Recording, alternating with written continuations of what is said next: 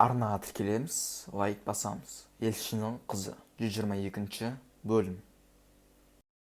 Айыптау қорытындысына сәйкес, айыпталушы Санжар Ефеұлы аса ауыр заң қылмысын жасады деп айыпталып, оны өмір бойы бас бостандығынан айыруға кесу ұсынылып отыр.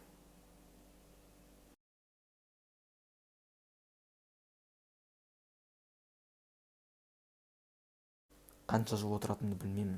Аман-есен босап шығатын болсам, елшінің қызы, мені күтесің бе?